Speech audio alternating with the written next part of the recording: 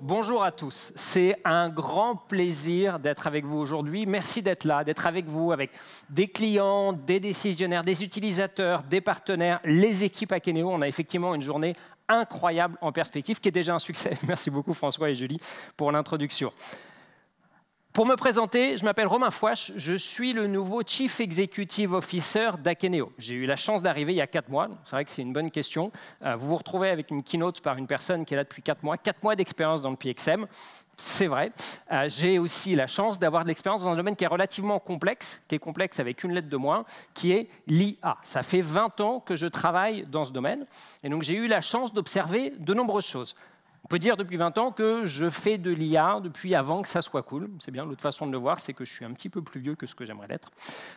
Tout ça, pendant 20 ans, j'ai eu l'occasion d'accompagner des entreprises de tous les domaines et toutes les industries dans l'IA, que ce soit pour faire de la segmentation client, que ce soit pour faire de la maintenance prédictive dans l'aéronautique.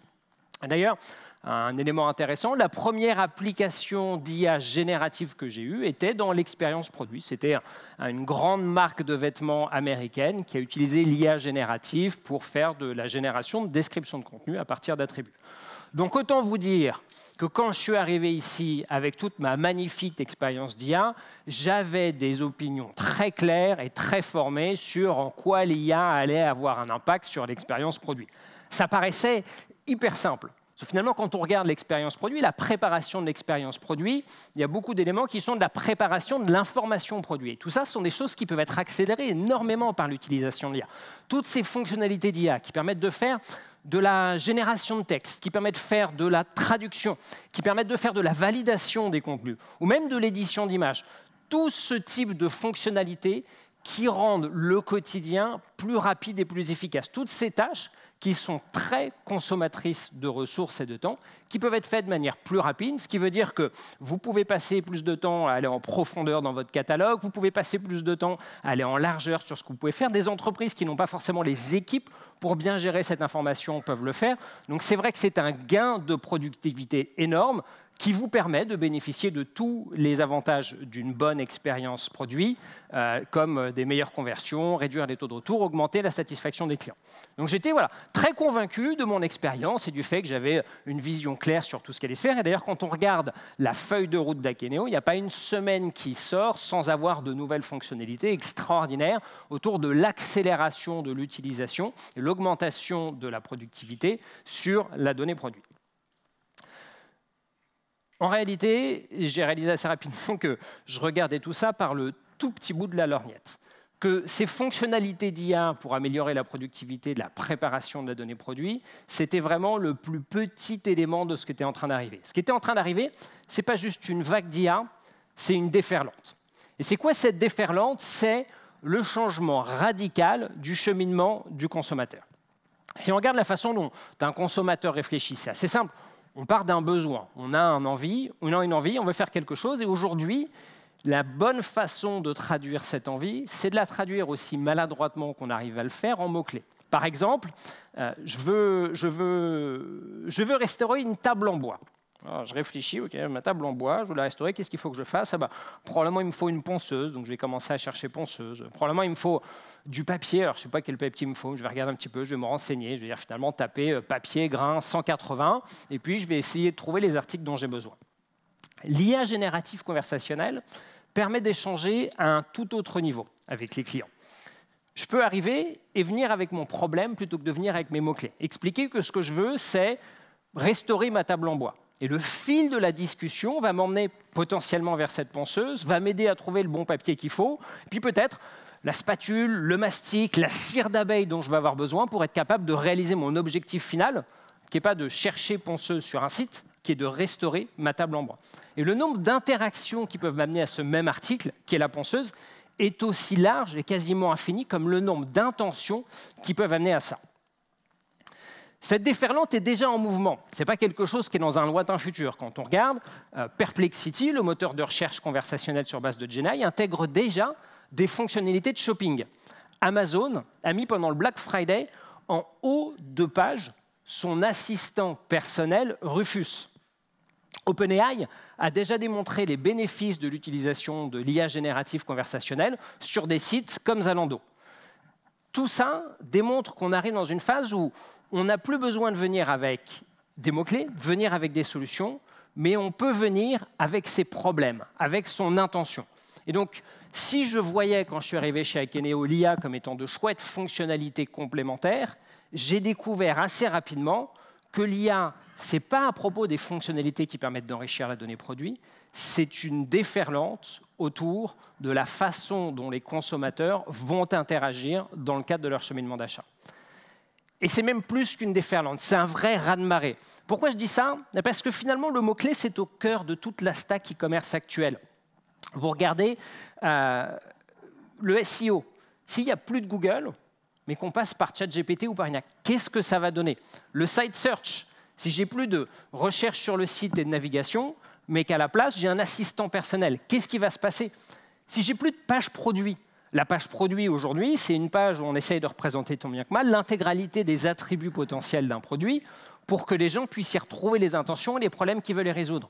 Mais si je suis capable d'apporter directement, de comprendre l'intention et le problème de l'utilisateur et de lui apporter des solutions parfaitement personnalisées par rapport à ses propres besoins, on n'a peut-être plus de page produit. Tout ça, c'est une remise en compte fondamentale de tout le modèle qu'on connaît. SEO, navigation, page produit, c'est des fondements de la stack aujourd'hui et ils sont tous sur la trajectoire du raz-de-marée de l'IA générative. Et on peut se rassurer en se disant « oui, ça va arriver un jour, mais on a le temps de se préparer, ce n'est pas tout de suite ». Il y a une étude qui a été publiée par Capgemini le mois dernier qui dit que 71% des consommateurs souhaitent déjà voir l'IA générative intégrée dans leur expérience d'achat. Ça fait un peu peur.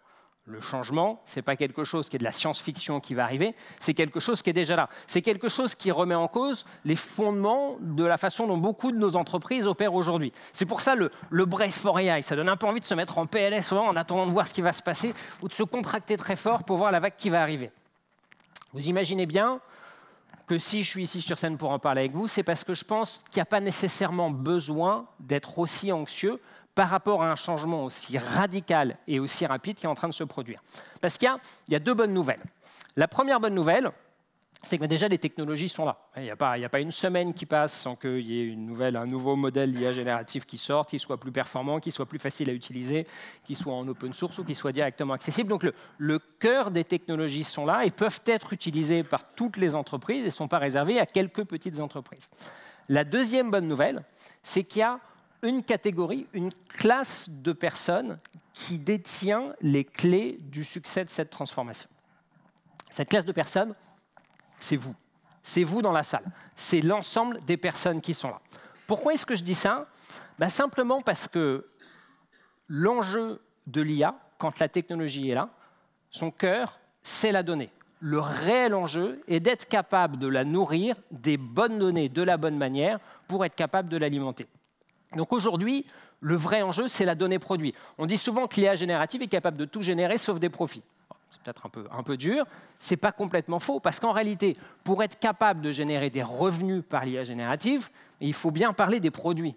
Pour être capable de parler des produits, il faut bien être capable de l'alimenter avec les données produits, les informations produits qui correspondent. Donc cette gestion de la donnée produit et sa circulation dans l'intégralité des systèmes concernés, c'est le cœur du succès de cette transformation. Il faut de la donnée produit qui soit d'abord exhaustive, qui soit capable de représenter l'intégralité des intentions potentielles des clients, qui soit structurée pour qu'elle puisse être digérée de la bonne manière par les différents systèmes qui vont l'utiliser, qui soit de confiance. Parce qu'on parle souvent des hallucinations des LLM, du fait que l'IA va dire des choses que je ne veux pas qu'elle dise. La certitude, c'est que si vous donnez à votre IA des données qui sont fausses, vous allez recevoir un résultat qui sera faux. Ou si vous avez beaucoup de chance, l'IA va halluciner le bon résultat. Mais avoir de la donnée de confiance, avoir de la donnée gouvernée est essentiel pour être capable de faire ça. Et le dernier point, peut-être le plus important, c'est qu'il faut de la donnée qui soit aussi vivante que votre business lui-même. Vous allez avoir des nouvelles catégories de produits, vous allez découvrir des nouvelles intentions, vous allez avoir des nouveaux fournisseurs, des nouveaux distributeurs, des nouvelles réglementations. La donnée produit est finalement le pilier différenciateur de la valeur que vous pouvez créer, ce qui va être encore plus amplifié par l'utilisation de l'IA, et donc doit vivre au même rythme que votre business. C'est compliqué, et c'est loin d'être trivial de faire ça. Parce que la donnée produit et gérer l'intégralité de son cycle, c'est faire des grands écarts permanents. Grand écart entre l'agilité marketing et la gouvernance IT dont on a besoin. Il faut être aussi agile et aussi vivant que son business, mais il faut être capable de garantir la confiance. Entre ce qu'on va pousser sur différents canaux, entre les agents IA et son propre site web, entre les données qu'on peut récupérer des fournisseurs et ce qu'on va vouloir envoyer aux distributeurs. La réglementation, la façon dont on fabrique, et puis aussi et beaucoup les clients. C'est essentiel de savoir comprendre sa donnée produit au travers du prisme des clients. Pourquoi est-ce que les gens achètent ce qui leur convient, ce qui ne leur convient pas? Et si j'ai parlé de l'IA comme étant des fonctionnalités qui augmentent la productivité, ce qui est un point important, comme étant une nouvelle façon d'interagir pour les consommateurs, ce qui est une transformation fondamentale, il y a un autre élément qui est aussi essentiel, c'est l'IA qui permet de faire vivre la donnée produit au travers de tous ces grands écarts qu'il faut être capable de faire. Et je pense que finalement, c'est ça le meilleur bénéfice et le plus gros impact qu'on puisse en tirer dans nos rôles. C'est d'utiliser l'IA pour faciliter la collecte à des systèmes externes, la distribution à des systèmes externes, la structuration, l'enrichissement, la captation des signaux, et finalement utiliser la force de cette énorme transformation, pas comme étant une force externe qu'on subit, mais comme étant une force qu'on est capable de chevaucher. Donc effectivement, la question se pose, se préparer à l'IA. Est-ce que le vrai enjeu, c'est Brace for AI? Est-ce que quand on a un raz-de-marée qui arrive, la meilleure façon de le gérer, c'est de se mettre en PLS, potentiellement de se mettre un gilet de sauvetage et d'attendre ce qui se passe? Pas du tout. La seule bonne façon de porter une vague comme celle-là, c'est de trouver l'équilibre, c'est de savoir avoir les bons outils et c'est de savoir utiliser toute l'énergie de la vague que vous avez en face de vous en étant capable de la chevaucher et de vous permettre de vous porter là où vous pouvez aller avec votre entreprise. Merci beaucoup à tous. C'est un grand plaisir de vous présenter cette première ouverture d'Unlock.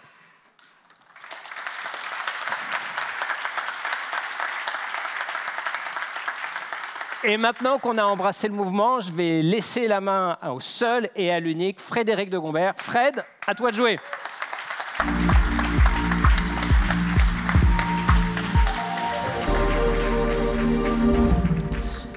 Bonjour à tous et merci Romain pour cette incroyable introduction. Je pense que vous l'avez compris, l'AI, on va en parler beaucoup. Pour ceux qui nous connaissent un petit peu, vous savez que quand même globalement, chez Akeneo, on a toujours évité les sujets un peu trendy. Je dois dire avec un peu de fierté qu'on a toujours évité, on a su ne pas vous parler de métaverse, de NFT ou de Web 3.0. Mais là, vous voyez quand même que sur l'AI, on a une conviction qui est quand même assez forte et à côté de laquelle on ne peut pas passer. Et la conviction, vous l'avez compris, je ne veux pas la repartager, je pense que vous l'avez comprise. Par contre, je pense qu'on sous-estime toujours la vitesse à laquelle ces changements s'opèrent. Et je vais vous donner un exemple un peu étonnant qui nous est arrivé l'année dernière, en 2024.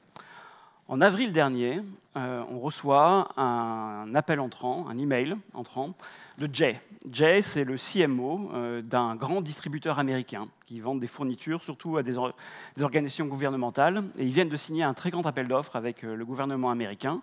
Et donc, ils ont besoin très rapidement d'embarquer plus d'1 millier de nouveaux fournisseurs et 1 million de nouveaux produits. Un gros boulot, ils ont besoin d'un PIM pour faire ça. Donc, Jay nous contacte, nous dit, bah voilà, j'aimerais avoir une démo d'Akeneo. Super, on fait le rendez-vous, on parle à Jay, on fait la démo. Et on se rend compte quand même pendant cette démo que Jay pose des questions vraiment extrêmement précises sur le PIM de manière générale et sur Akeneo en particulier. Et on sent que Jay il a déjà quand même un début de conviction assez forgé.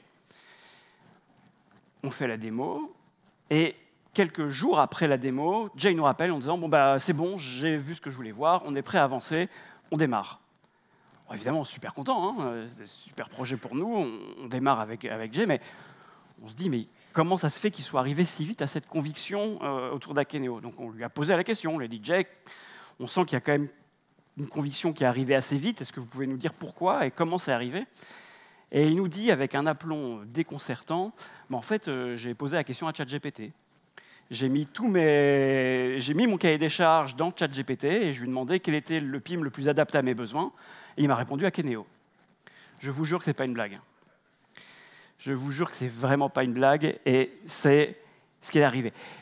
Quand c'est arrivé, évidemment, on est pris à la fois d'un sentiment d'enthousiasme, dire super, ChatGPT nous a recommandé, Et un peu de flip quand même. Parce que comment ChatGPT nous a recommandé? Par quels moyens? Parce qu'on n'a pas de partenariat avec OpenAI, on ne fournit aucune donnée. Et Jay, on en reparlera, il a posé des questions hyper spécifiques, très spécifiques, pas des choses qui sont juste disponibles sur notre site web. Donc hyper intéressant, hyper intriguant, hyper inquiétant. Et ce qu'il faut vous dire, c'est que si ça arrive déjà dans le monde du software B2B, c'est à peu près certain que ça arrive avec vos produits chez vos consommateurs. Oui, on pose déjà des questions à ChatGPT pour savoir quel est le meilleur produit ou quel est le meilleur, de quoi je vais avoir besoin pour répondre à certains usages, comme l'a dit Romain. Donc, ça arrive maintenant. Ça arrive maintenant, et je pense que l'AI, tout le monde en parle. Maintenant, on rentre dans le moule, on fait partie des gens qui vont vous parler d'AI. L'AI est sur toutes les lèvres. On sait que ça fait 75% des CEO ont mis l'AI dans les top 3 de leurs priorités en 2025. On sait que plus de 30% des budgets IT cette année vont être dédiés à l'AI. Donc, il y a une vraie prise de conscience massive, collective, qu'il y a quelque chose qui est en train de se passer. Vous savez ce que ça me rappelle? Ça me ramène un peu 25 ans en arrière, quand Internet commence à se démocratiser. Internet est bien plus vieux que 2020, mais on peut se dire que des années 2000, mais vraiment des années 2000, on commence tous à avoir une connexion Internet stable. Internet commence à se développer, c'est là où il y a eu la première bulle. Donc, il y a une première démocratisation. Et à ce moment-là, tout le monde, absolument tout le monde se dit « Internet va changer la manière dont on consomme, va changer la manière dont on achète ». Cette prise de conscience, elle a été instantanée, immédiate. Les budgets, ils ont été débloqués tout de suite. Pourtant, qu'est-ce qu'on a fait, nous, dans notre industrie, dans le retail? Des sites vitrines. Il a fallu attendre 2010 pour qu'on se mette au e-commerce, alors que Amazon a démarré en 1995. On a pris entre 10 et 15 ans de retard. Pas parce qu'on n'avait pas vu venir le truc, juste parce qu'on a pris un peu de temps. On s'est dit, on va voir comment ça évolue. Et puis peut-être que ça va cannibaliser nos magasins physiques. Et parce que ça va changer tellement de choses, on n'est pas sûr d'avoir envie que ça se passe. On ne peut pas reprendre 10 ans dans la vue.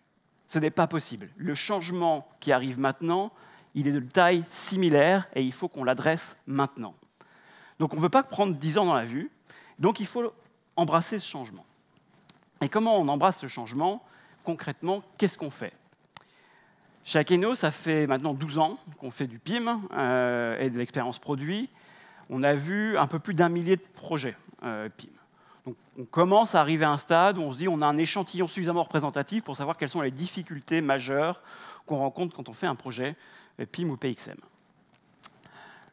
Concrètement, qu'est-ce qu'on fait pour embrasser ce changement? Le premier, c'est de revenir aux bases.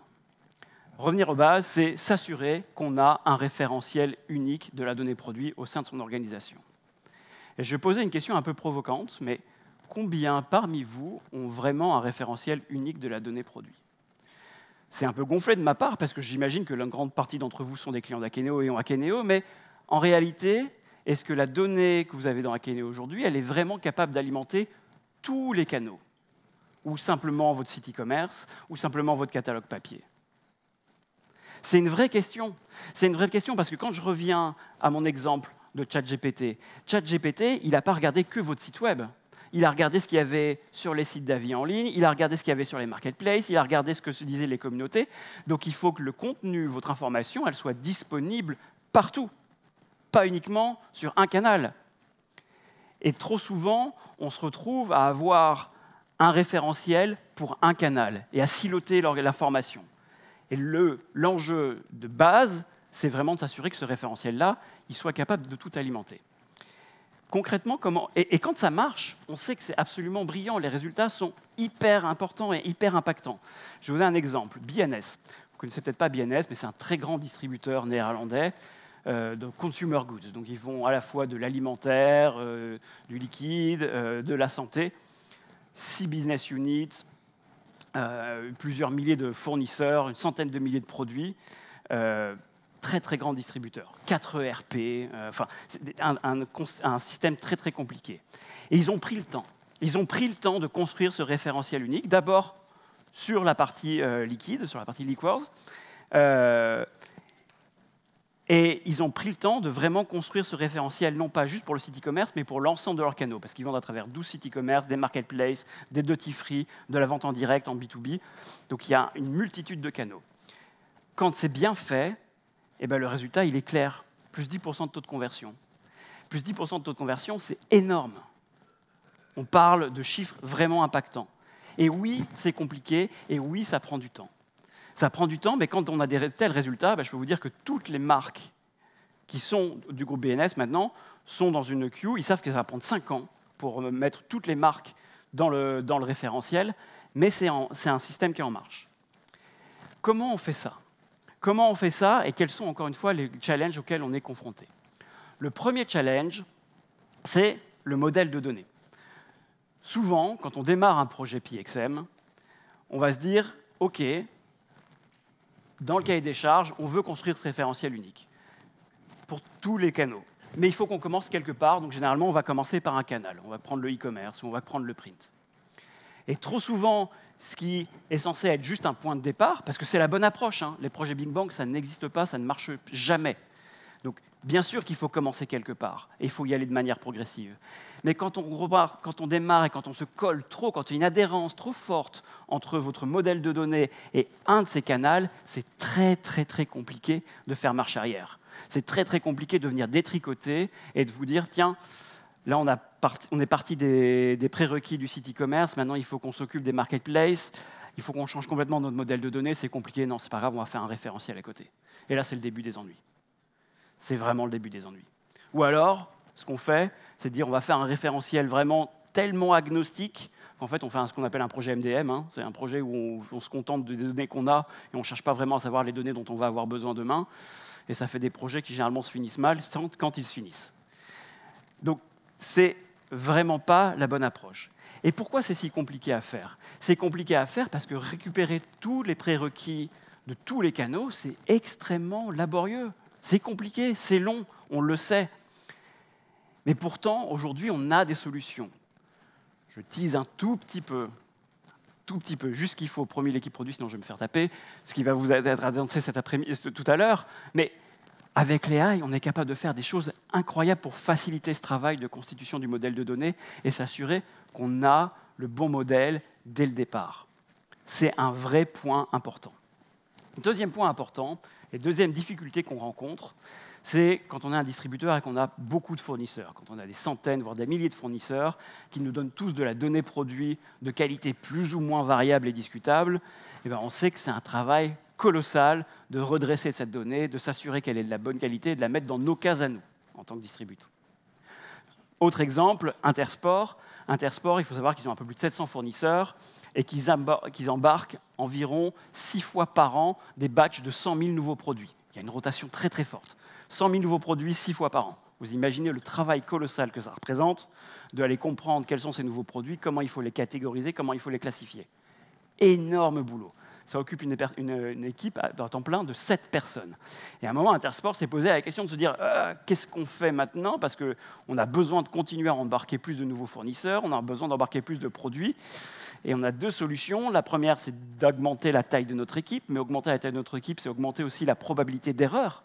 C'est statistique. Hein. Plus on met d'humains différents qui traitent la même tâche, plus statistiquement, on va avoir des erreurs.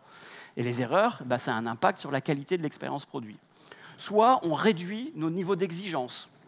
L'autre solution, c'est parfois quand on a beaucoup de fournisseurs, c'est de dire idéalement, on aimerait que nos fournisseurs nous donnent 20 attributs par produit, mais ce n'est pas très réaliste de leur demander autant, parce que ça demandait trop de travail de contrôle, donc on va leur en demander 5. Et ça, évidemment, ça a un impact sur la qualité de l'expérience client. Et la troisième possibilité, c'est celle qu'a choisi Intersport, c'est de regarder comment technologiquement on pouvait résoudre ce problème. Et c'est là qu'est rentré en jeu Unify, maintenant Akideo Supplier Data Manager, qui a permis à Intersport de processer, d'automatiser un grand nombre de ces tâches de classification et de normalisation et de diviser par 3 le temps qui était nécessaire à classifier ces produits-là. Il n'y a rien de magique là-dedans. L'IA, ce n'est pas magique. C'est simplement une automatisation extrêmement poussée de tâches qui étaient faites manuellement. L'enjeu d'Intersport, c'était de s'assurer qu'on respecterait un certain niveau de qualité et qu'on aurait moins de 5% de taux d'erreur, qui est un objectif qu'on a atteint avec le Supplier Data Manager. Donc encore une fois, on a des solutions techniques et technologiques à base d'AI qui nous permettent d'automatiser et de rendre des choses qui étaient un peu compliquées, un peu laborieuses, un peu plus simples. Le troisième exemple que je vais vous donner, on change un peu d'univers, on part dans la mode un peu premium, on connaît tous Karl Lagerfeld, le couturier. Karl Lagerfeld, c'est aussi un réseau de magasins, plus de 200 magasins dans le monde, 30 pays, 9 langues, beaucoup de travail, de production de contenu. Et là, évidemment, vous voyez venir, évidemment, on en parle, on sait tous qu'on est capable de générer du contenu à travers l'IA. Mais on sait, et c'est souvent une remarque qu'on nous fait, de dire « Ouais, mais vous savez, l'IA, nous, on est une marque premium, on ne peut pas laisser une IA générer n'importe quoi. C'est très compliqué de respecter le ton de la marque, l'identité de la marque avec de l'IA. » On a travaillé longuement avec Karl Lagerfeld sur ces sujets, parce que Karl Lagerfeld avait deux grands sujets qui étaient l'internationalisation et le SEO, comment on optimisait le contenu SEO pour ces 9 langues. Et c'était compliqué de le faire manuellement. Pareil, ça commençait à coûter cher de scaler aussi vite que leur expansion internationale. Donc on a travaillé avec eux. On a raffiné notre modèle de Gen AI. On a appris aussi avec eux comment on prompte correctement. Et ce que j'essaie de vous dire ici, c'est qu'en fait, et on y arrive. Aujourd'hui, la plupart des contenus de Karl Lagerfeld sont générés par AI, et ça fonctionne. Plus 16% d'ajouts au panier avec ces contenus-là, tout en respectant l'identité de la marque. Et je peux vous assurer que chez Karl Lagerfeld, on ne rigole pas trop avec les contenus. Et on ne prend pas beaucoup de liberté avec ce qu'on est capable de dire ou pas dire sur les produits. Donc, en développant un muscle, et c'est ce qu'a fait Karl Lagerfeld, ils ont développé un vrai muscle, une vraie savoir-faire en interne de prompt, et ben, ils ont appris comment obtenir le meilleur de l'AI. Donc, encore une fois, ce que je suis en train de vous dire, c'est que l'AI permet d'être prêt pour l'AI. Mais on peut aller encore plus loin. Je reviens à mon exemple de Jay, mon CMO. Jay, on a creusé un petit peu pour comprendre quelles questions exactement il avait posées à ChatGPT. Et une des questions qu'il avait posées à ChatGPT, c'était « Est-ce que je vais être capable de modifier mon data model en drag and drop ?» Ça, c'est une fonctionnalité qui existe dans Akeneo, mais qui est documentée nulle part. Parce que pour nous, c'est presque un truc tellement basique qu'on n'en parle pas, c'est pas marketé, c'est pas écrit sur notre site. Donc, ça a renforcé ma conviction de me dire ChatGPT, il ne s'est pas appuyé que sur nos contenus à nous pour fournir cette réponse à Jay. Et on a cherché. Et effectivement, on s'est rendu compte que sur nos avis clients, sur G2, qui est une plateforme d'avis clients centralisée, c'est un point qui revient assez régulièrement dans nos avis clients, la capacité de faire du drag and drop. Et là, vous pouvez me dire, vous auriez dû le savoir, parce que si vous aviez regardé vos avis clients, vous auriez réintégré ça dans votre site web et ça aurait amplifié ce signal. Ouais, on aurait dû faire ça. On aurait absolument dû faire ça. Et si nous, éditeurs, alors qu'on n'a qu'un seul produit, on n'est pas capable de faire ça, j'imagine que quand on a des centaines, des milliers, des dizaines de milliers de produits, faire ce travail d'aller regarder tous ces signaux faibles qui peuvent pourtant amener quelque chose d'extrêmement important et extrêmement enrichissant dans l'expérience produit, c'est aussi un travail extrêmement compliqué. Je vous donne un autre exemple encore plus proche. On part un petit peu dans le B2B. Laserman, je ne sais pas si vous connaissez Laserman, c'est un fabricant d'outils, des cisailles, des pinces, des couteaux très techniques, vraiment plutôt tirés pour des professionnels. Laserman, ils ont un best-seller qui s'appelle le Raptor Rescue. Plutôt que de vous en parler, je vais vous montrer une rapide vidéo qui présente le Raptor Rescue. C'est un très beau produit, vous voyez, c'est une paire de cisailles techniques qui est axée pour les secouristes. Vraiment, leur cible, c'est les secouristes pour pouvoir couper tout type de tissu ou de matériaux dans des conditions un petit peu extrêmes. Vous voyez, leur marketing, il est hyper bien fait. C'est un super produit, ça cible une audience très précise, les secouristes. Le produit, c'est un de leurs best-sellers, 5 étoiles, il y a plus de 1500 avis. Et dans ces 1500 avis, il y en a un qui nous a marqué. Celui-ci. C'est quelqu'un qui nous dit ici, moi je bosse dans l'IT et j'utilise ces ciseaux tout le temps pour couper toutes sortes de câbles. C'est incroyable. C'est incroyable parce que Laserman, ils n'ignoraient pas leurs avis clients, mais ils font ce que la plupart de nous faisons, on fait du sentiment analysis. Vous savez, on a des technos qui nous disent globalement, les avis sont plutôt positifs, plutôt négatifs. Et on ne va pas beaucoup plus loin que ça. Oui, quand on fait du sentiment analysis, on sait que le sentiment il est très positif pour ce produit. Mais on passe à côté de mines d'informations. Parce que là, en gros, ce que nous dit ce monsieur, c'est qu'il y a un marché entier, un pan de marché entier à découvrir pour ce produit-là. Et que si on était capable de réintégrer ces informations-là dans nos fiches produits, eh ben peut-être que demain, si je demande à ChatGPT, je suis dans l'IT, j'ai besoin d'un outil pour facilement découper mes câbles, eh ben je vais avoir le Raptor Rescue qui va ressortir. Et c'est ça, la transformation la plus importante à prendre en compte. C'est comment on fait en sorte que toute cette multitude de signaux qui existent, qui sont très laborieux à aller chercher à la main, et bien comment on utilise la technologie pour venir réintégrer tout ça et pour pouvoir le traiter facilement pour améliorer notre expérience produit. Les avis clients, et vous allez voir qu'on va en reparler un peu plus tard dans la matinée, c'est un de ces signaux. Mais il y en a d'autres des signaux hyper importants. Romain l'a dit, aujourd'hui, on est en train de basculer complètement de la manière dont on recherche. On ne cherche plus avec des mots-clés, on cherche avec nos langages naturels. Et on cherche avec une intention. Je vais vous donner encore un dernier exemple avant de passer la main. Havaianas. Je pense que vous connaissez peut-être tous Havaianas, cette marque de flip-flop brésilienne emblématique, des tongs brésiliennes. Je ne sais pas si vous savez combien de paires de chaussures Havaianas vend par an. 250 millions de paires vendues par an. Juste à titre comparatif, Puma, c'est 35 millions. 250 millions de ventes par an. Ça en fait des signaux à analyser. Ça en fait une mine d'or incroyable d'informations prêtes à être exploitées. Et ce qu'a fait Havaianas, c'est hyper malin. Parce qu'ils se sont rendus compte qu'en fait, leurs consommateurs, pareil, ils n'avaient pas tellement envie de chercher des mots-clés. Ils vont plutôt dire, ben voilà, je vais à Saint-Tropez et je veux une paire de tongs qui fasse local. Super, comment on permet de faire ça? C'est vrai que François Sylvain, l'ancien CTO d'Havaianas, sera sur scène pour nous expliquer plus en détail comment ils ont fait ça, mais ils ont une idée brillante, tout simplement d'intégrer un agent conversationnel sur leur site qui va permettre aux consommateurs de saisir leurs recherches avec leur propre langage. Super, ça augmente les taux de conversion, les taux de discoverabilité, ça marche très bien. Mais là où c'est brillant, c'est que non seulement ça augmente le taux de conversion, mais ça va plus loin. Ça permet à Havaianas de comprendre comment les utilisateurs recherchent.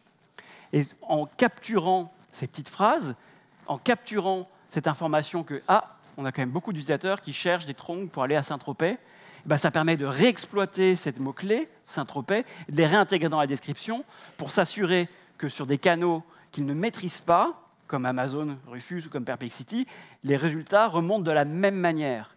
Et on boucle la boucle. Je vous disais comment on fait pour influencer ChatGPT, comment moi je fais pour savoir que Akeneo, il va sortir. Et la meilleure manière de faire, c'est d'intégrer ma propre technologie en interne, pas pour remplacer, pas pour me substituer, mais pour comprendre comment mes utilisateurs recherchent, pour réexploiter ces mots-clés et pour pouvoir apprendre et pour pouvoir être sûr que sur les autres plateformes, sur les autres canaux que je ne connais pas encore, je serai visible. Voilà, vous voyez, on a parcouru quand même beaucoup de sujets, il y a beaucoup à faire, c'est une déferlante. Je pense, comme l'a dit Romain, qu'on a un rôle incroyable à jouer dans cette aventure.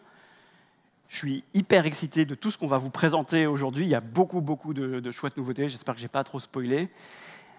En attendant, je vais vous laisser entre les mains d'un expert qui connaît ce sujet bien mieux que moi, entre les mains de Stéphane Mallard, qui va rejoindre sur scène maintenant. Merci à vous.